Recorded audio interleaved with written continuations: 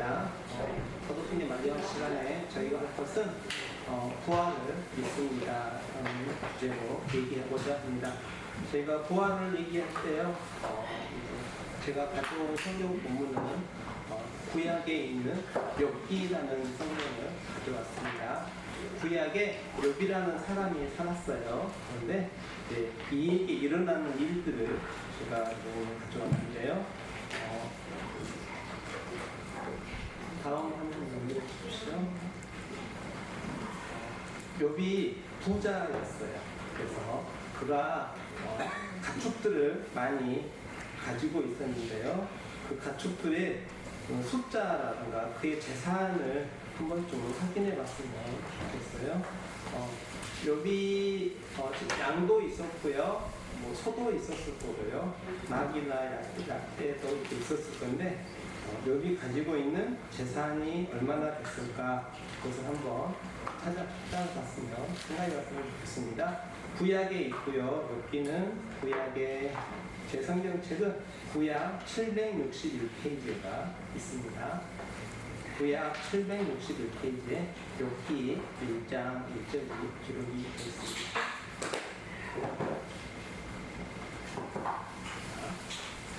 구약 761페이지 있습니다. 시편 앞에가 바로 욥기입니다. 대부분 성경책 시편, 잠언, 전도서 이 앞에가 욥기가 있습니다. 자, 욥기 앞에 1장을 읽어나갈 텐데 그냥 읽으시면 안 되고 몇 가지 지금 질문들을 올려놨거든요. 질문을 먼저 확인하고 읽어보실게요. 읽으시면서 찾을게. 욥에게 양은 몇 마리가 있었는가? 1번 4,000마리, 2번 5,000마리, 3번 6,000마리, 4번 7,000마리. 예, 그리고 두 번째, 욥이 가진 재산 중에 다음 슬라이드 주십시오. 약대는 몇 마리가 있었을까요? 없었다. 1,000마리, 2,000마리, 3,000마리. 몇 마리가 있었죠? 네, 그 다음, 욥이 가진 재산 중에 소는 몇 마리가 있었을까요? 2,000마리, 3,000마리, 200마리, 300마리, 400마리, 500마리. 자, 또 다음 슬라이드 주십시오. 욥이 가진 재산 중에 나귀는 몇 마리를 가지고 있었을까요? 200마리, 300마리, 400마리, 500마리. 그 다음은요. 욥의 자녀도 찾아주셔야 됩니다. 자녀가 없었을까요? 한 명이었을까요? 3남 7녀를 가지고 있었을까요? 7남 3녀를 가지고 있었을까요? 이걸 생각하시면서 다음 슬라이드 주십시오. 자, 욥기 1장 1절입니다. 제가 읽겠습니다.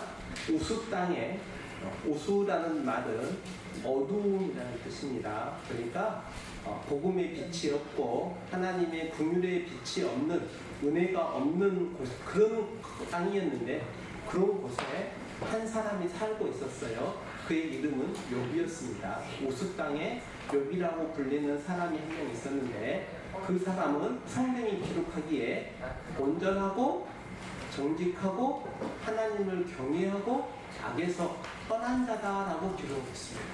성경에 이렇게 기록을 한 사람은 성경 전체를 뒤지고 봐도 몇 명 없어요. 100명도 안 되는 것 같아요. 그런데 아주 이에 대한 평가를 잘하고 있는 거죠. 그는 온전했고 정직했고 하나님을 경외했고 악에서부터 떠난 사람이다. 그리고 2절에 보면 그에게 아들 몇 명? 7명. 딸은 몇 명? 네. 그러면 통탈 자녀가 토탈 아들, 딸에서 자녀가 몇 명이었어요? 네, 10명이었어요. 그런데 3절에 보면 그의 재산이 나와 있죠. 양은 7,000마리, 낙사가 3,000마리, 소가 500개리, 암나귀가 500마리, 그리고 종도 많이 있었고요. 이에 대한 평가는 동방에서 제일 부자다라고 평가한 게 아니라 동방 사람 중에 가장 훌륭한 자다라고 표현을 했어요. 재산이 많아서 부자라는 표현을 쓴 게 아니라 재산도 많지만 그의 인품이나 성품이나 학식이나 지혜나 삶의 모습이 가장 훌륭했다라고 되어 있고요. 그래서 4절에 그의 행동이 나와 있어요. 그의 행동. 아이들이 생일에 잔치 베풀고 잔치를 하면 혹시 그들이 잔치하다가 마음속으로 범죄했을까봐, 교만했을까봐, 하나님 없이 살아갈 수 있다고 자신했을까봐 그는 그 자녀들을 위해서 마음으로 하나님을 욕되게 했을까봐 아들들이 죄를 범하여 마음으로 하나님을 욕되게 했을까봐 제사를 따로 드렸어요. 예배를 따로 드린 거예요. 그러니까 욥이 한 행동의 대표적인 모습을 지금 얘기하고 있는 거예요.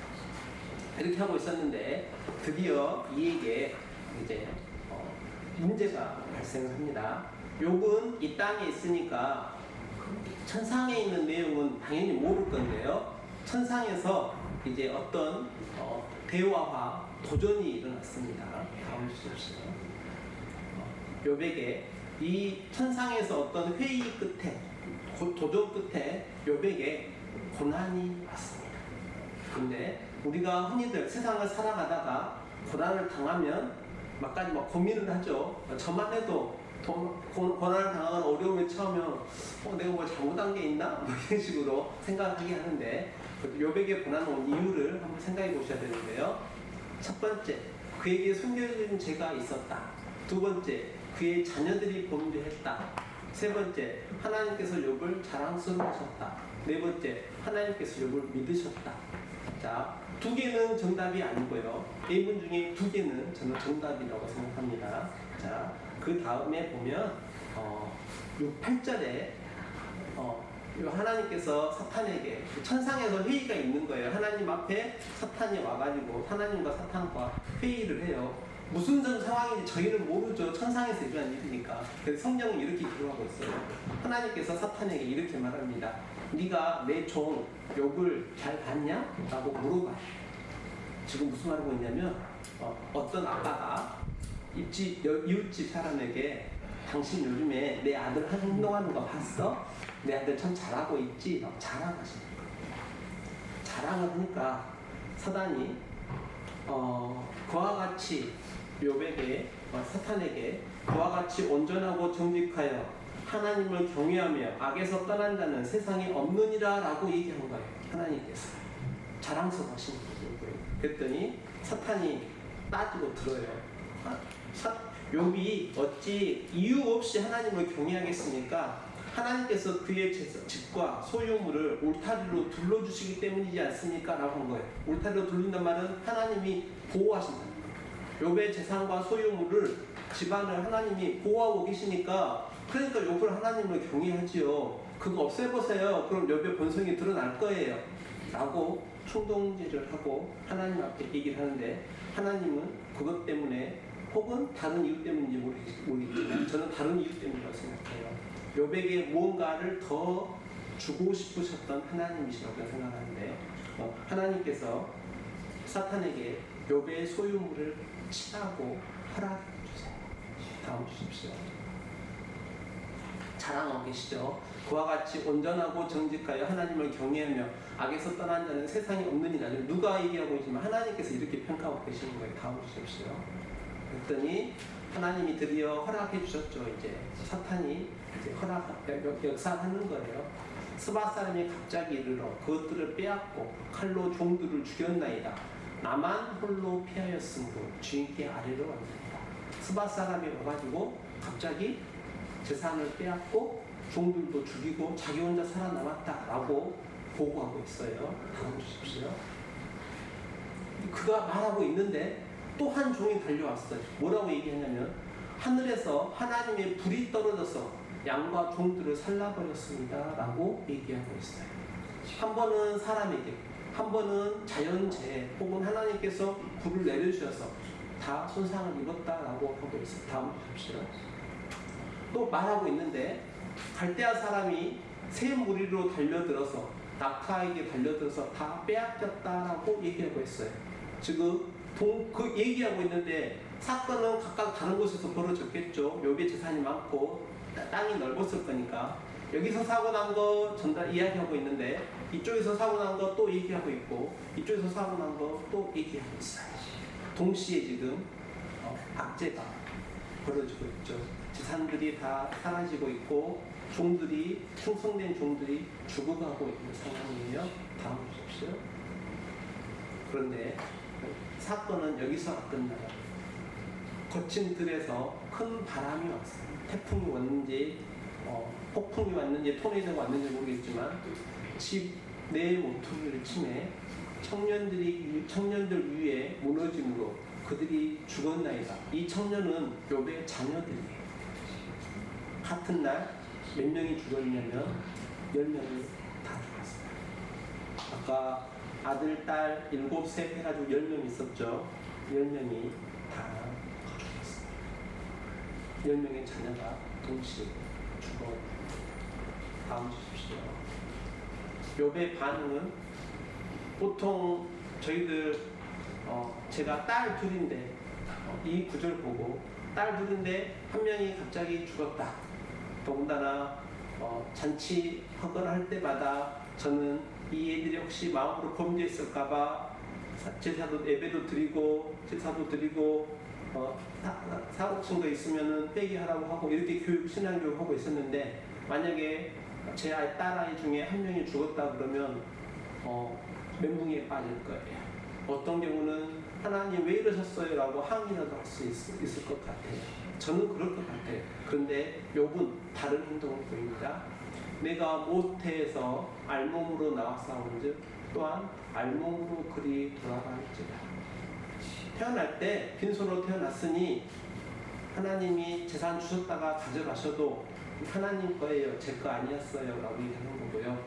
결혼할 때 자녀 없었으니까 10자녀를 주셨다가 데리고 가심도 하나님께서 결정하신 일입니다. 라고 하나님 앞에 범죄하지 아니하고 하나님을 향하여 원망하지 않았어요. 어렵죠. 제가 만약에 이 상황이었는데 욥처럼 행동할 수 있을까? 자신 없어요. 저는 아마 하나님을 향하여 원망하면서 또 제가 범죄했을 것 같다는 생각이 많이 들어요. 여기서 끝나지 않아요. 범죄하지 않으니까 사탄이 다시 하나님께 항의합니다. 그의 생명은 공격 안 받았으니까. 다음 보십시오. 욥은 하나님 이름을 찬송받으십니다. 주신 분도 하나님이시고 거두신 분도 하나님이시니 하나님의 이름을 찬송받으실 겁니다. 라고 계속 신앙 고백을 하고 있는 거죠. 다음 보십시오. 그런데 두 번째 시험이 또 옵니다. 이번에는 욥의 건강 문제였습니다. 발바닥에서부터 종수리까지 종기가 나게 한지라. 이게 피부병일지 악성 종양일지 양성 종양일지는 모르겠지만 비싼 병이 하나 있는데요. 발바닥부터 머리끝까지 종기가 나면 몸 안에도 종기가 나요. 지금 있는지 제가 진료한 환자 중에 이런 분이 계셔요. 잠을 한숨도 못 잡니다. 아파서가 아니라 가려워서 잠을 못 잡니다. 그리고 통증도 자다가 보면 가려움증을 해결하지 않으면 통증 때문에 잠을 자지 못합니다. 몰골이 이제 말이 아니겠죠. 다음 주십시오.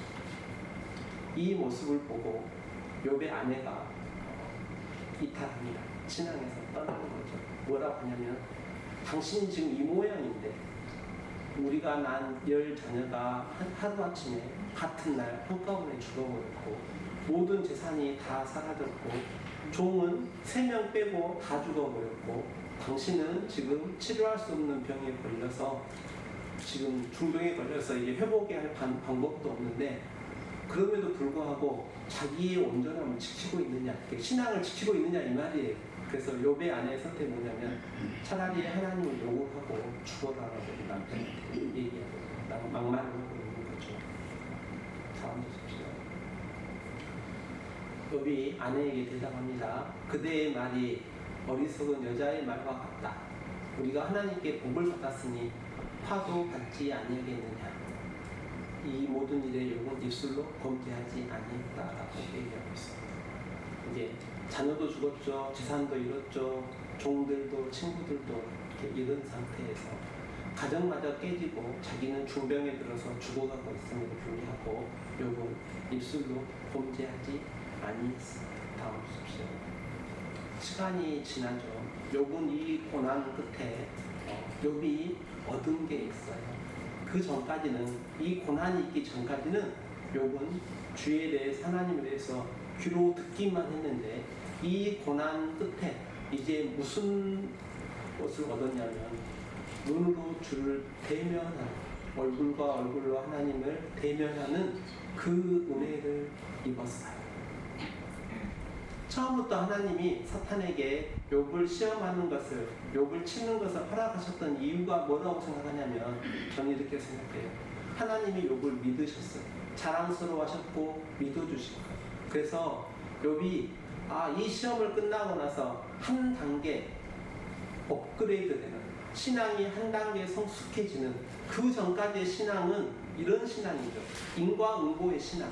내가 잘하면 하나님 복을 주시고, 내가 잘못하면 하나님께서 벌을 주실 거라는 기본적인 신앙 개념에서 이제는 하나님을 직접 대면할 수 있고, 하나님께서 어떻게 창조하셨는가를 이해하게 되는, 알아가게 되는 그 신앙의 수준까지 자라는 거예요. 그러니까 이제는 주를 눈으로 뵙게 되었습니다 라고 얘기합니다. 하나님은 이 욥이 여기까지 여기까지 끌어오도록 역사하시는 거였고요. 그것을 신뢰하고 믿고 자랑스러워 하셨기 때문에 욥에게 이런 일들이 있었다라고 생각을 해요. 반대로 생각해볼까요? 그러면 제 자녀들의 두 아이는 이런 어떤 일이 없죠. 아직 제가 그런 신앙의 수준이 안 됐을지도 모르겠다는 생각을 하고요. 그래서 신앙생활 잘하고 있고 교회 일에 충성하고 있고 드러나는 범죄가 없음에도 이해 못할 고난에 처했다라고 생각한다 그러면 저는 이렇게 생각해요. 저는 아직 영적으로 미숙해서 이런 시험이 없지만 하나님께서 그 분을 더 자랑스러워 하시고 더 신뢰하셨기 때문에 보다 한 단계 높은 영적인 세계를 알려주시려 그를 성수시키는 방법이다, 저는 이렇게 생각을 해요. 다음 보십시오. 하나님께서 욥을 이 수준까지 끌어올리신 다음에 그리고 그의 많은 것을 회복시켜 주십니다. 회복시켜 주시는데 눈에 보이는 회복은, 이 영적인 것은 눈에 잘 안 보이죠. 그래서 육적인 것으로 해결해 주시는데 한참 뒤쪽에 욥기 한참 뒤로 넘어가야 돼요. 42장 맨 마지막입니다. 시편 바로 앞에 있습니다. 42장 9절에 구약 804페이지에 이렇게 있습니다. 욥이 그의 친구들을 위하여 기도할 때 여호와께서 욥의 공경을 돌이키시고 욥에게 이전의 모든 소유보다 갑절이나 주신지라. 몇 배 주셨다고요? 2배 주셨고. 그런데 이제는 욥이 어떤 존재가 됐냐면 자기를 계속 친구들이 와서 비난했어요. 네가 범죄한 것이 있으니까 그러지, 잘못한 게 없다고 막 비난했는데 오히려 그 친구들을 위해서 기도하는 존재가 된 거예요. 그 존재까지 자라난 거예요. 친구들이 자기를 욕하고 비난할 때 기도할 수 있는 것은 이미 그 친구들의 수준을 뛰어넘는, 영적으로 성장해버렸기 때문에 그들을 위해서 기도할 수 있게 됐죠.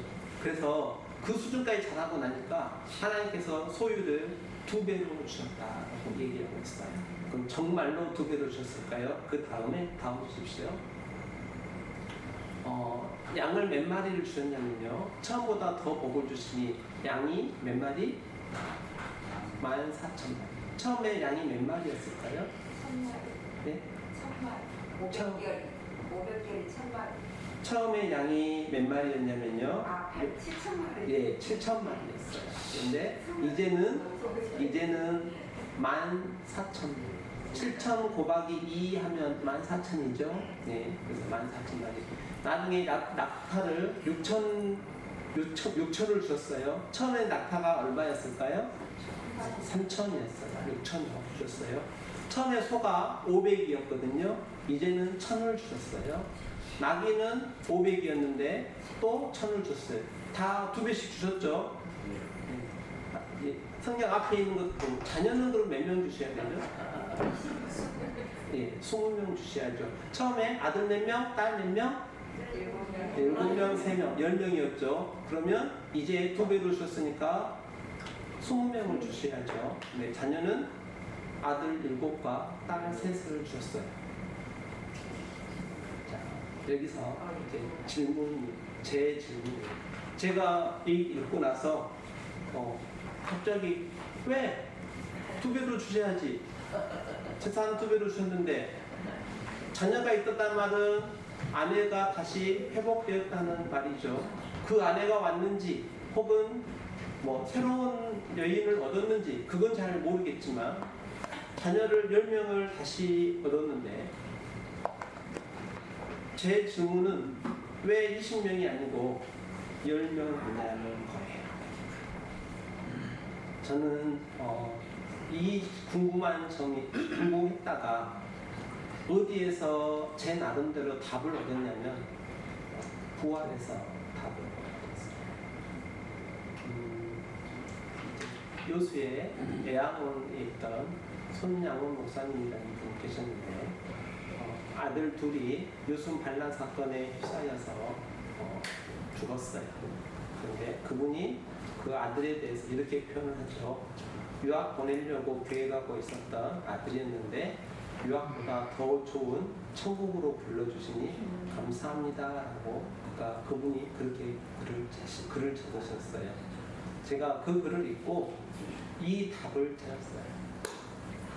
요백에 있던 첫 10명의 자녀는요, 양처럼, 소처럼, 나귀처럼 잃어버린 자녀가 아닌 거예요. 그 자녀는 그대로 천국에 갔잖아요. 물론 저희는 이해를 못하죠. 왜 어린 자녀들이 장성하고 노년이 되고 그들도 자손들도 보고 손주들도 보고 그런 인생을 살아가기를 기대하는 것은 부모로서는 당연한 생각이에요. 당연한 마음이에요. 그런데 하나님께서 그들을 왜 빨리 부르셨는지는 잘 모르겠지만 그들이 죽어서 끝난 건 아니라는 거예요. 그래서 첫 번째 주셨던 10 자녀와 고난이 끝나고 회복시켜서 주신 10 자녀를 합치면 그러면 20명이에요. 그래서 저는 자녀도 2배로 주셨다고 생각합니다. 자, 생각을 확장해 볼게요. 먼저 떠나간 자녀도 천국에 먼저 갈 거고, 그러면 먼저 가신 부모님은 저희가 산에 묻었으니 산에 계시나요? 아니면 저희가 화장해가지고 납골당에 모셨으니까 납골당에 계시나요? 자녀도 먼저 하나님이 불러주신 거고 부모님도 저희보다 먼저 불러주신 거예요. 이 생각까지 도달하고 나면 어떤 생각이 드냐면, 야, 부활이 없으면 인생이 얼마나 허망했을까라고. 저희에게 부활이 없다 그러면 저희가 얼마나 비참한 존재일까라는 생각이 들고요. 저희에게 부활이 없다 그러면 죄송합니다. 저희가 이렇게 모여서 매주마다 모여서 예배하는 것이 과연 무슨 의미가 있지? 이런 생각이 들 수 있어요.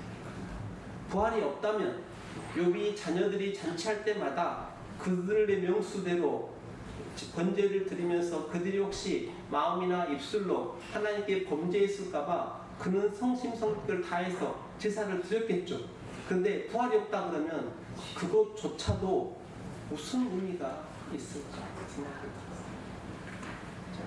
저희들에게 부활이 있으니 욥에게 첫 자녀 10명과 그 다음 자녀 10명을 합해서 2배로 주신 하나님이시기 때문에 저희에게 부활이 있어요. 그래서 부활이 있는 그것 때문에 혹시 양이 다 죽어도 소를 다 뺏겨도 농사 지었는데 태풍으로 병충해로 다 사라지고 혹은 과일나무 심었는데 폭풍으로 나무 다 떨어지고 은행에서 빚 내가지고 집 짓고 있는데 혹시 그 집이 무너지더라도 아들 하나밖에 없는데 그 하나인 아들을 하나님께서 빨리 불러주시더라도 저희가 부활이 있으니까 부활을 소망하니까 그래서 욥처럼 그렇게 가져갈 수 있어요. 주신 분도 하나님이시고 불러주신 분도 하나님이시고 잠시 맡겨주신 것이 물질이든 명예이든 건강이든 주신 분도 하나님이시고 거두신 분도 하나님이시고 저에게 부활이 없으면 이 땅에 있는 재물의 없음, 물질의 손상, 건강의 위험, 고통, 잠 못 잠, 허탈함, 허망함 이것들이 이겨낼 방법이 없어요. 하지만 저희에게는 부활이 있기 때문에 이게 가능한 거예요. 혹시라도 저희들이 부활을 못 믿을까봐 예수님께서 당신이 직접 죽으시고 당신이 부활하셨어요. 그래서 저희들 보고 뭐라고 표현하고 있냐면 당신이 부활의 첫 열매다라고 얘기해요. 농사하시는 분들이 많으시죠? 감나무에 첫 감 열매가 맛있게 홍스럽게 익으면 무슨 신호죠? 그 다음부터 두 번째 감, 세 번째 감, 네 번째 감 계속 익어간다는 뜻이죠. 예수님이 첫 열매이시니 그 다음 열매가 있어요. 그 다음 열매가 누구에게 있어요? 저희들의 선진들. 혹은 그 다음 열매는 저희들. 그 다음 열매는 저희들의 후손들. 부활에 있으니 낙심하지 않아요. 부활에 있으니 저희가 부활을 소망하고 있으니 이 세상에서 힘들더라도 이겨낼 수 있는 거예요. 욥처럼 고백할 수 있는 거예요. 이 부활 소망이 없으면 욥의 아내처럼 말할 수밖에 없죠. 이 지경이 됐는데 당신 하나님 믿는다고 하면서 이 지경이 됐는데도 불구하고 그러고도 지금 하나님께 성질 안 내고 앉아가지고 그렇게 있냐. 차라리 하나님 욕하고 죽으라고 말하는 것이 그게 신앙이 드러나고 고난과 역경 가운데서 그의 신앙을 드러내고 있는 거예요. 그 여인에게, 욥의 안에 있는 그 여인에게 무엇이 없었기 때문이에요? 부활이 없었기 때문에.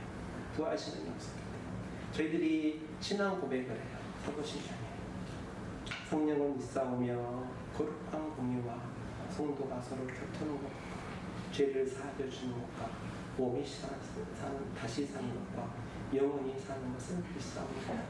부활한 다음에 어떻게 된다고요? 영원히 사는 것을 저희가 고백합니다. 부활하고 나서 예수님 오시기 전에 하루는 예수님이 다시 살려주셨지만 또 언젠가는 죽었을 거예요. 하지만 예수님 안에서 부활한 저희들은 영원히 삽니다. 영원한 곳에서 영원한 복락 가운데서 그리스도와 함께 영원히 삽니다.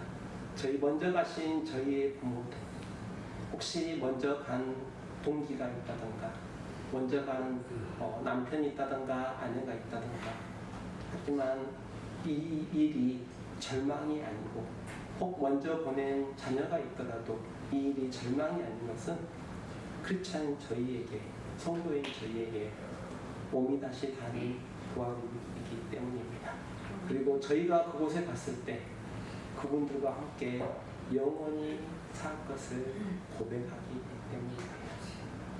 부활에 있으므로 저희가 가장 행복한 사람입니다. 부활이 없으면 사실 이 자리에 있는 크리스찬들이 매주 예배드리는 크리스찬들이 저는 가장 불쌍한 사람들일 거라고 생각합니다. 그런데 부활이 있으므로 저희가 가장 행복하고 가장 복된 존재라고 생각합니다. 그동안 사도신경 강의에 관심을 주신 분들에게 감사합니다. 고맙습니다.